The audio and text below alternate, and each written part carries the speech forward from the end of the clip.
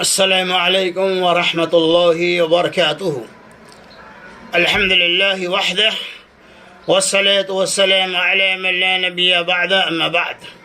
وعن انس بن مالک رضی اللہ عنہ قال دخل رمضان فقال رسول الله صلى الله عليه وسلم إن هذا الشهر قد حضركم وفيه ليلة خير من ألف الشهر من حرمها فقد حرم الخير كله ولا يحرم خيرها إلا كل محروم۔ رواه ابن ماجہ۔ حضرت انس بن مالک رضی اللہ تعالیٰ عنہ کہتے ہیں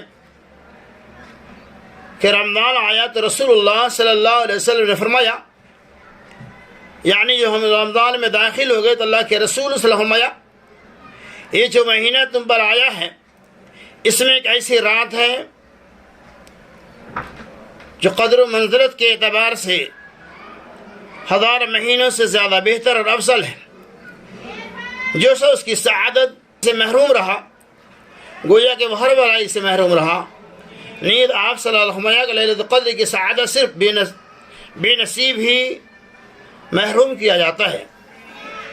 اللہ کے رسول صلی اللہ علیہ وسلم نے صدیق صبا کے اندر واضح کر دیا کہ لیلۃ القدر کی بڑی اہمیت ہے اور اس رات کا بڑا مقام ہے۔ آپ صلی اللہ علیہ وسلم ایک رات کی عبادت ہزار مہینوں کی عبادتوں سے زیادہ بہتر ہے۔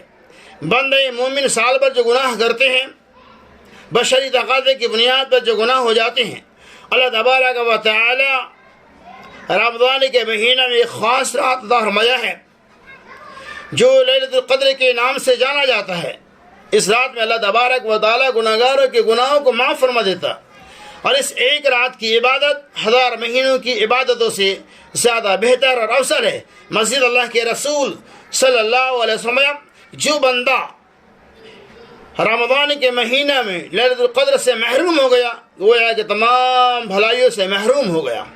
یعنی رمضان کے مہینہ میں ہمیں کسی بھی حالت میں لیلۃ القدر کو ضائع اور برباد نہیں کرنا چاہیے۔ بہت سارے لوگ ایسے ہیں جو لیلۃ المبارکہ میں جاگتے ہیں لیکن جاگنے کے بعد وہ اللہ کی عبادتوں کے بجائے سیر و تفریح میں اپنے اوقات کو گزار دیتے ہیں، ہوٹلوں بازاروں کے اندر اپنے وقت کو ضائع کر دیتے ہیں۔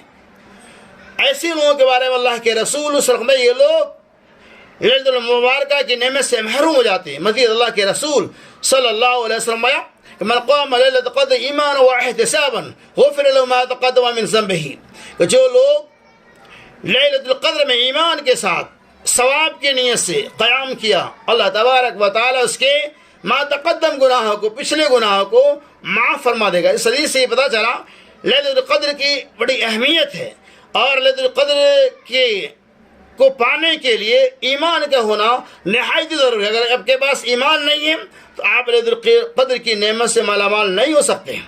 تو خلاصہ کلام یہ لیلۃ القدر کی بڑی اہمیت ہے، اس کی بڑی افادیت ہے۔ اللہ تبارک و تعالی نے مومنوں کے لیے یہ رات بنایا ہے جس ایک رات کی عبادت ہزار مہینوں کی عبادتوں سے زیادہ بہتر اور افضل ہے۔ اللہ تبارک و تعالی لیلۃ المبارکہ میں جاگ کر ہمیں اللہ کی عبادت و ریاضت کرنے کی توفیق رفیق عطا فرمائے۔